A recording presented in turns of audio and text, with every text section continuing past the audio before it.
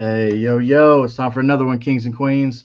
All right, we got Slayton back today. We are continuing our series talking our top fives pre training camp, getting you ready to crush those rookie dynasty drafts. So let's go and get you something to sip on. Let's get into it. Man, starting off. Slayton, how we doing tonight? Doing fantastic, man. How you doing tonight? Oh, buddy, just had a softball game for my daughter. Had to hurry up and get back. Just want to get these rankings out there for everybody. I know a lot of rookie drafts are starting soon. I know I've got one starting on Monday in a super flex league, so hopefully this helps out a lot of people. So go ahead and share this out there with anybody that needs help. Or I mean, I know some of you people just I found these guys I really like. I don't want to tell them. Nah, don't be that way. Go ahead and share it and let them know, man. We're here to help everybody out. Let's help the whole community. Let's grow Dynasty as a whole, and let's create some Dynasty and some fantasy football royalty out here. So, Slayton, tonight we're back with our top five, but we're doing QBs. I know the class was a little shallow this year, but that's okay though. There's a couple that look pretty good, and there's a couple sleepers that I think people could snag up that could pay off. Maybe towards the end of the year. I mean, maybe sooner rather than later. Who knows? What do you think? Yeah, I mean, there's a lot of guys on this class that have really light depth charts to climb. There's one injury away from seeing the field, and that really helps with a lot of the upside of some of these guys and just getting the chance to get on the field. Kind of like Brock Purdy, getting drafted dead last and just getting an opportunity, and now look at him, he got paid and he's Bro, moved. Mr. Irrelevant to like Mr. Straight Paid, bro. Yeah, Top yeah. 10 in the league. Yeah, you can't be mad at that. Like this dude, how about that for a Cinderella story? Like Without dude went last person drafted, and then now the dude's like his bank account is so fat right now. So hey, shout out to Brock Purdy. Good for you, man. Good for you. But we're doing top five quarterbacks tonight. So to bounce off Brock Purdy, let's go ahead. Slay, why don't you start us off, brother? Who do you got as your number? You know what? Let's start. Let's because this class has got a lot of lower key kind of quarterbacks.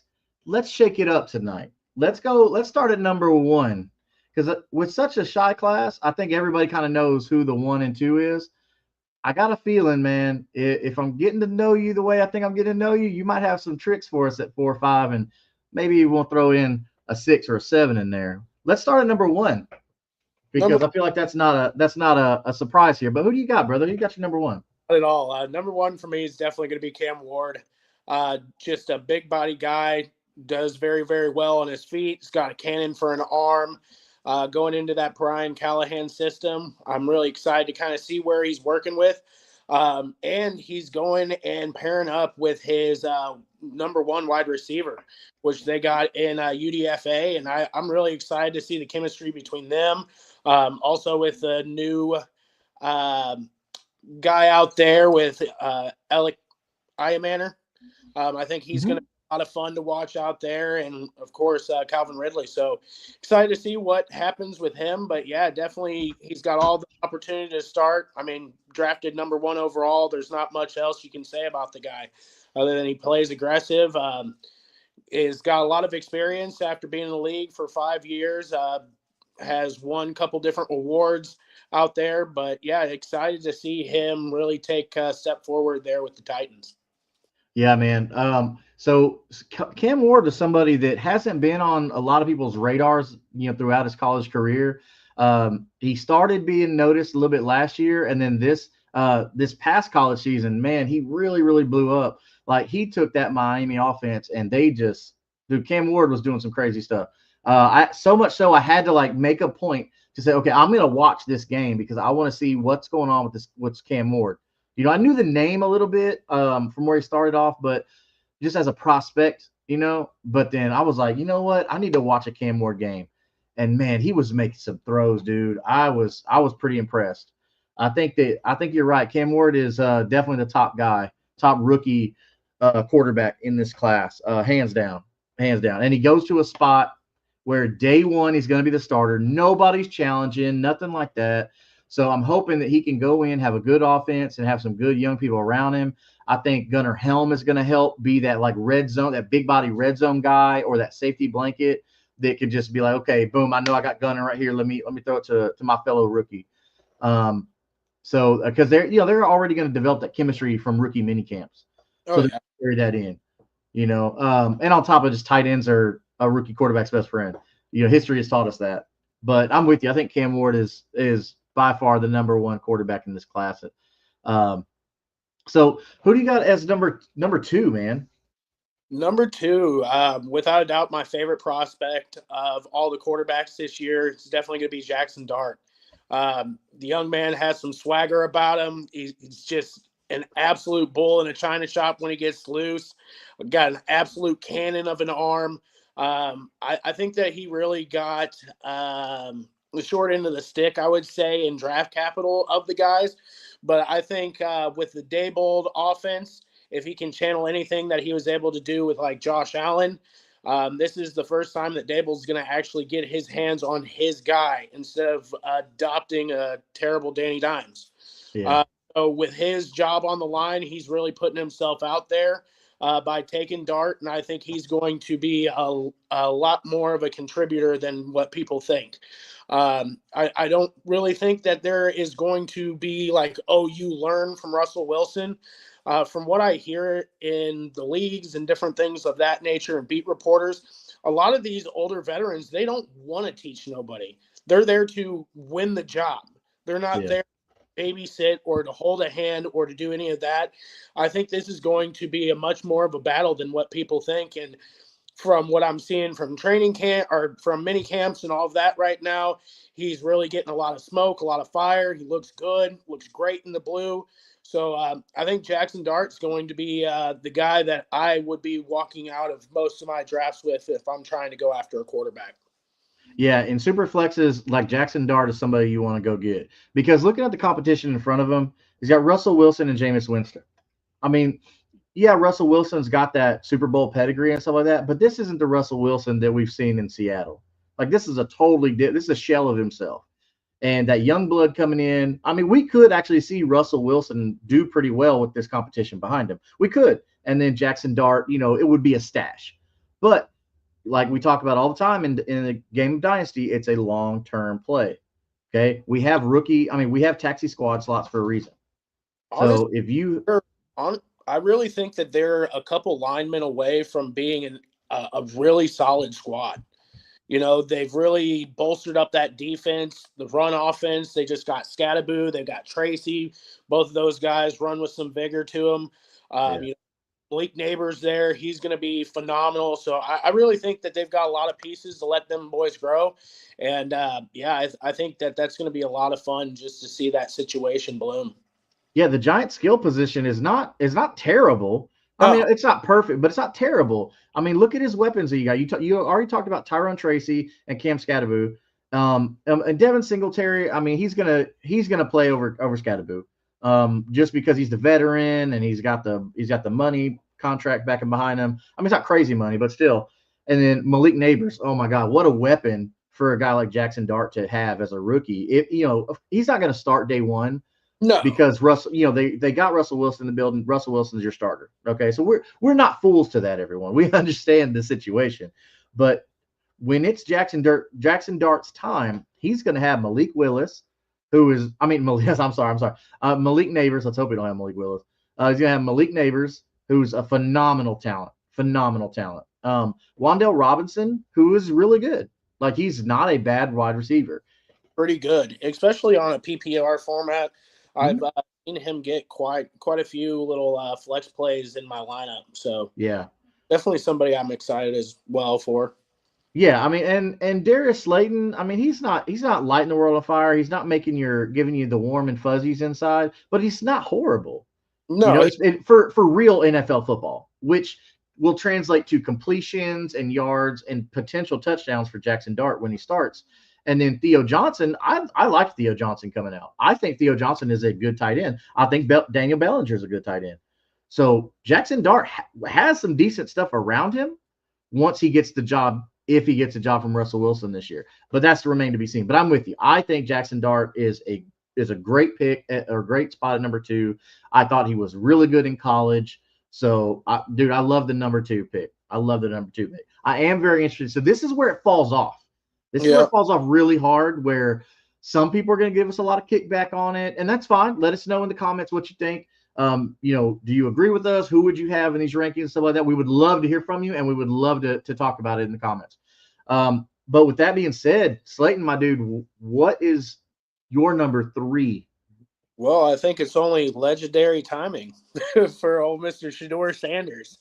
Legendary. No surprise to anybody. He was a day 1, day 2 talent that got taught a lesson, is what I see there.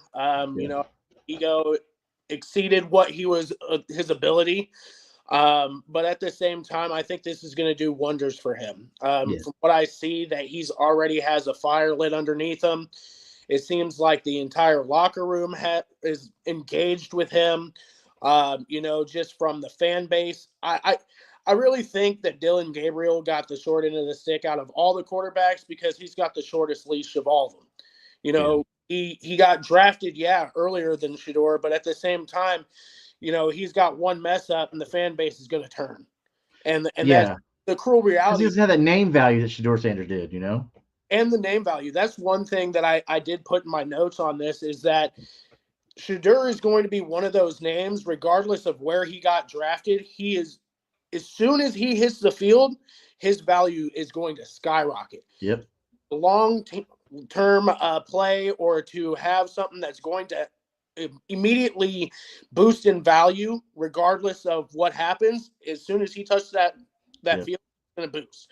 So that is something that I always look for in a lot of my guys that I draft, because the same sentiment's not the same feeling as like a Kyle McCord. You don't get all tingly inside when you hear that name. No. But or you hear that, you feel that he's got a presence, he's got a swagger. I think that he's going to be able to take over that locker room with no problem. An accuracy stud. He had the best accuracy numbers in the NCAA last year. So I think there's a lot to be worked with there. I think that he has a lot of room to grow. But as far as opportunity, there's a bunch of names in front of him. But I don't see him sitting back behind there. And from a financial standpoint, from the Cleveland organization, your ticket sales, your jersey sales, all that type of stuff is going to want to come and see Shedeur. They're not going to want to come to Gabriel, or they're not going to want to see, any of the other guys that are there. Deshaun Watson. They've had their turn. They've had that. This is somebody that has caught everybody and has been enamored. It's been a publicity magnet. So he is one of those guys that I think that if everything lands right and he's able to put it together and show everybody that this was not just ego, that it was fire, that it's competitiveness, that it's that dog in him, I think that he really had a place in the NFL. And I think that, they were teaching him a lesson. And at the same token, if he does screw off in camp and doesn't do anything, it's nothing to cut a 5th rounder or a 6th rounder. Right, because you're paying him nothing. I think it's more of a safety play. But, I really think that he is going to probably make starts by the end of the season. Granted, I do think that Gabriel does get the first crack at it, but I don't think that he's going to have much of a leash. It's going to be like, hey, he screws up a couple times, get him out of here. Yeah, totally. Beating out Kenny Pickett's not going to be hard. I mean, I think it's weird because I feel like this is the one time I've ever seen where the Browns were just had a genius move. Like, they played it so good. I felt like I was watching the movie Draft Day, and it's so ironic that they feature the Browns in that movie too. Because looking at it, they took Gabriel early, okay? The safer move. He didn't come with all the extra stuff, the Dion stuff and the legendary and all that stuff that Shedeur's been talking about. And the NFL kind of slapped Shedeur in the face in a way of reality and say, hey, kid, we don't put up with that. This is the league. This ain't college. We don't care about all that stuff. This is all about winning. I don't care who your daddy is. I don't care what brand you have, how many followers you have. The NFL doesn't care about that. And I think they showed that. And going forward, athletes are going to be like, whoa, okay, you know what? We learned from Shedeur Sanders. But I'm with you. I hope that he goes in and says, okay, hey, look, I'm not about that life. I'm about football, right? I'm a football guy. Legendary is dead. Like all this other stuff that's over. Go out there and play ball. But it's funny that you say when you first talked about it, timing is everything. So for me, my number 3 is going to be someone who's going to slide in to a spot, a vacated starting job by Derek Carr, who retired, is going to be Tyler Shough. I think Tyler Shough is in line to start week 1. And Tyler Shough did not have a bad combine. They actually drafted Tyler Shough, I mean, in a decent spot. So it's not like they waited and all that stuff like that. Like Tyler Shough actually has some. I mean, I think he's our starter over Spencer Rattler, Jake Haener, like those. He can beat those guys out. Like Jake Hayner's probably going to be cut. Yeah. Okay, so he's not going to be there. And then it's going to be Tyler Shough, Spencer Rattler, unless we see some crazy stuff like a Kirk Cousins trade, and which happens. It's feasible because right. We could see a Kirk Cousins trade if things are working out somewhere else. Their backup could be traded, whatever. But as of right now, which is what our show is right now, our top 5s right now, I'm going Tyler Shough for the reason that he has a more direct route to starting. He only has to beat out Spencer Rattler at this point, and I think that's a walk in the park. That side of it, I feel kind of like devil's advocate here. My big thing with him is it feels like the Josh Rosen situation all over again. That, it's death by midnight, and as soon as you get done with the season, they're going to be in a low enough spot to get another first-round pick and get replaced. And that's He's replaceable, yeah. It comes to it is like, do I want to have that much risk in a guy that played 7 years into the college ball and only played 1 year total, a full season 1 year? He was risk. One thing that I've always heard, and big shout out to Nick at BDGE, he always says, do not go and find injuries. Injuries will find you. Yeah. And I will live by that. At the end of the day, I don't want to deal with somebody that's got a ton of injuries, because at the end of the day, everybody else gets injured on freak plays. So why go out and look for more injuries whenever I could find somebody that doesn't? Right. And think about this. And it's a little side thing here, but Tyler Shough, we mentioned, is very easily replaceable. Very easily. Like they could easily think about this. The Saints, they do so bad, they get a legacy Manning in New Orleans. They get the grandson of Archie. Yeah. How crazy would that be? And that's like, so much so I would I'm going to go ahead and call that right now. Arch Manning will be playing for the New Orleans Saints when the Saints do so badly, and Arch Manning is going to be a quarterback on the Saints. You think NIL takes him away out of the draft next year? Because I think he would make more money in the college being in college. So would Quinn Ewers, but he decided to come out for some weird reason. I think if Quinn Ewers stayed one more year, Quinn Ewers' draft stock would have risen highly. Without a doubt. I think he made a horrible decision coming out this draft. Granted, going up against Klubnik and Sellers and, Arch and some of those. Yeah. See the decision, but at the same time, he would have made much more money staying there, transferring somewhere if it wasn't Texas. But, I mean, I guess. Well, he saw the writing on the wall 100%. And I have a connection that's at Texas, and they were saying like the whole coaching staff, it's Arch Manning. That's what they're going to, Arch Manning, and it wasn't even going to be up for debate. It was already decided. So, and I'm pretty sure because he was already moving his stuff out of Austin. Quinn Ewers was. He was moving his stuff out of Austin already. So he was already gone. That's why I was because I know that one of those teams is frothing at the mouth just to pay a boatload of money to somebody, Yeah. So Ohio State was rumored. I don't want to say rumored, but because they were the ones offering him money as along with a couple other schools. But yeah, so I mean, whatever. That's his choice. We don't think it was the right choice, but hey, you know what? Getting to the league, you never know what could happen. He could have I mean, he Tua's could have got a bad injury. great, He does so have. You're right. Tua can easily get injured. Of course, we don't want anything bad to happen to anybody on this no, show. no, We I do don't. not. We do not wish injury on any player, right? But Quinn Ewers does have a good path to starting. I mean, look at Tua's injury history. If we're being Yeah, fair, right? If we're being fair. yeah. Um.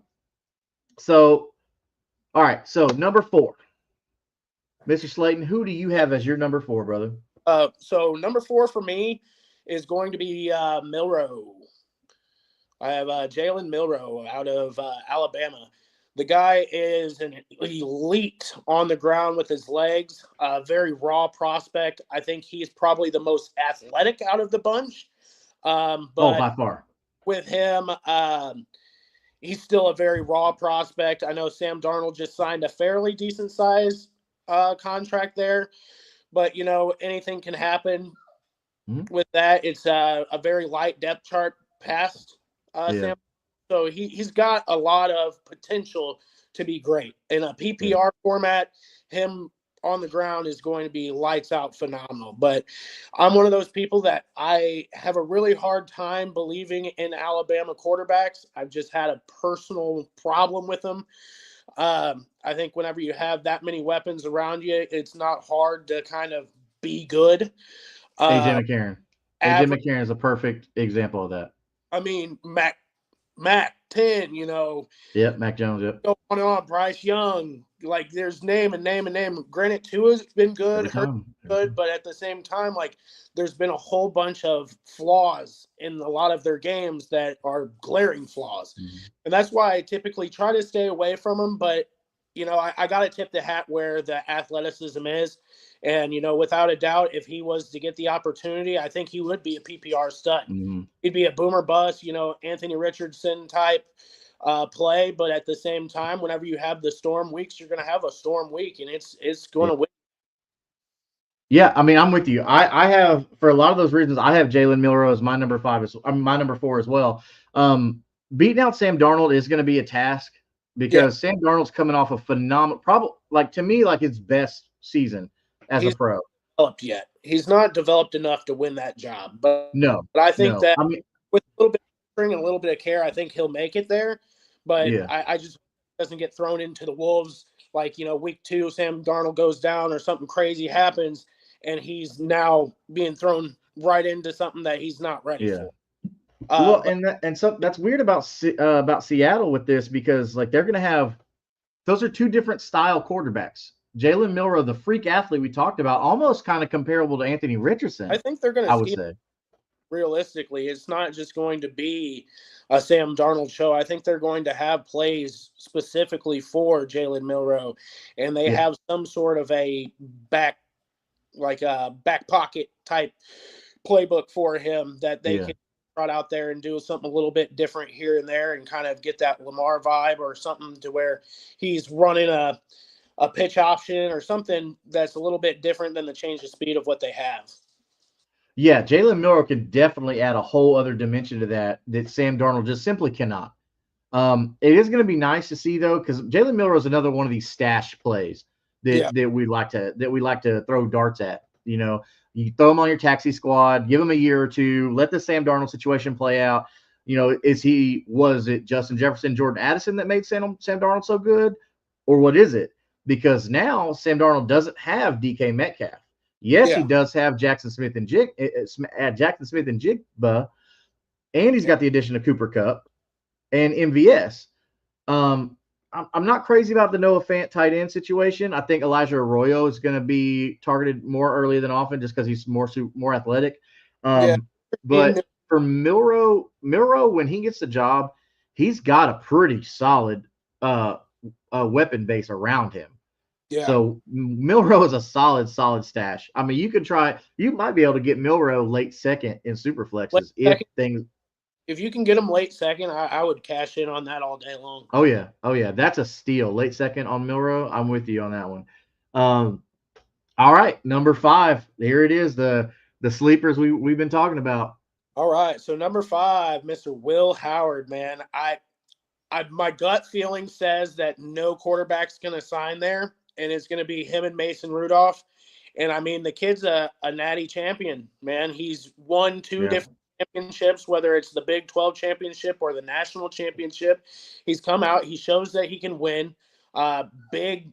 He's a big body guy. He's a big frame, able to command the offense. Very leadership minded. I've watched a lot of tape, a lot of stuff where he's breaking stuff down. From my understandings, there was a time that he was hurt and he was asked to coach some of the guys behind him, and they, from the talk and the speculation around it, he was almost a better coach than he was a player at the time. And that's something that, knowing the game inside and out and going into a Mike Tomlin-led offense, I don't see much of a fail there. And you don't really have much of somebody that's a threat in front of you. I really think that this guy was a steal late in the draft whenever they drafted him. And I think he's pro ready. I think that he has a lot of the tools to be able to play. He has a great setup around him. So yeah, that's who I would be targeting right there, would be Will Howard. Yeah, I like that. Everything you talk about, like with Will Howard's production at the highest level, to be able to control his offense, to run his offense. At the national championship, the playoff went absolutely bonkers, and to show him on that stage that he was ready, and that was what really did it for me, is that he showed that, hey, I'm going to lead this team and I'm going to take them to the national championship. Right, and that's what you want. And he's got decent weapons. He's got DK Metcalf, who is, we thought it was going to be him and George Pickens, but hey, look, it is what it is. All he's got to do is beat out Mason Rudolph, and he can do that. Mason Rudolph is here just as a familiar face for Mike Tomlin's offense. That's the only reason Mason Rudolph is here. So I do feel like they're not going to get it done with Aaron Rodgers. No. I have heard a couple of rumors and read them, out there on X and Twitter and stuff like that they might be talking about a Kirk Cousins trade if the Aaron Rodgers thing doesn't come to fruition. But I'm with you. I feel like Will Howard could win this job easily. Maybe not week 1, week 2. No. It may be mid-season. It may be that situation when Will Howard finally gets his shot, because Mason Rudolph is just horrible. But no, I mean, he's got Pat Freiermuth, a really good tight end out there. So he's got Darnell Washington, a massive man, It's going to be hard to overthrow him. Robert Woods. I mean, Will Howard can put it together. Mentally, he's pro ready. I think the little things, any kind of actors, any NFL intangible, any NFL things, like Mike Tomlin and his staff is gonna work out in him. They're gonna get him ready. Because you don't go this far, especially Mike Tomlin, is not going to go this far into the offseason without this is my quarterback situation, right? The Steelers have been looking for that guy since Ben Roethlisberger. I'm not saying Will Howard's going to be Ben Roethlisberger. I'm not saying that at all, everybody. So calm down. I still feel like it could be a lot of the same case as Tyler Show, where it's a Josh Rosen situation, and next year, he gets replaced. But as somebody that has a chance to get in there and to have the same opportunity as most of the guys that got taken in the second round or the third round or wherever they got taken, I really think that it's going to be, just something to really look into, to play and to see how it goes, because he does have the ability to make it work.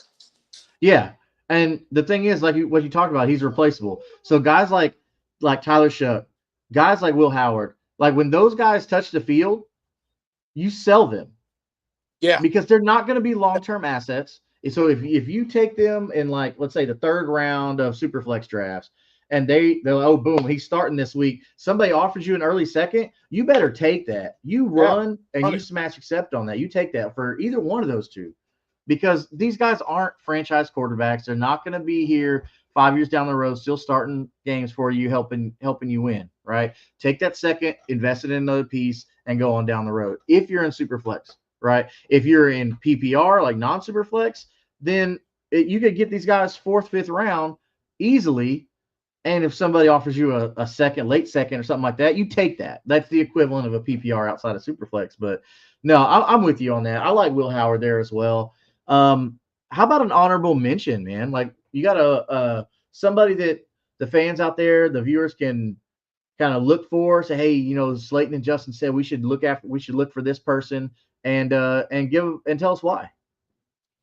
As far as an honorable mention for me, I mean, I think the situation would probably be Quinn Ewers. He's got the name value. Everybody in your league is going to know who he is. There's no shying away from that. He was a Debbie Darling that kind of didn't pull off to fruition. But as soon as he hits the field, he's going to be somebody that you could get a second, a first. Everybody's going to run to you to try to buy that candidate from you. He's going to be somebody that you have the name value in. You've seen that he can play at a big name school. He's not a complete bum. He's not a complete loss. But I do think that just based off a name value, you're going to get some sort of return, and that asset's not going to die. He doesn't see the field, in the first 5-6 games. Yeah, I'm with you. I agree with you. Quinn Ewers is going to be my deep dive steal for rookie quarterbacks.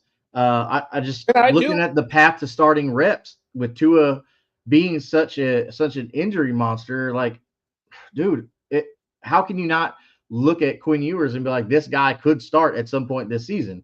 Yeah. And he's another one. As soon as he starts, you sell him for any kind of capital gain you can get. Yeah, so I'm with you on that. Quinn Ewers is a really, really good one. I like that. If I can get Quinn Ewers in like the late 4th, like early 5th, like, dude, give me all the Quinn Ewers there, But yeah, man, that's awesome. I hope that people are listening to this and are understanding why we're saying what we're saying, what our opinions are on these players. You brought up a lot of good points, Slayton, and I think that's going to make a lot of sense for a lot of the viewers. But so that wraps up our top 5 rookie quarterbacks pre-training camp.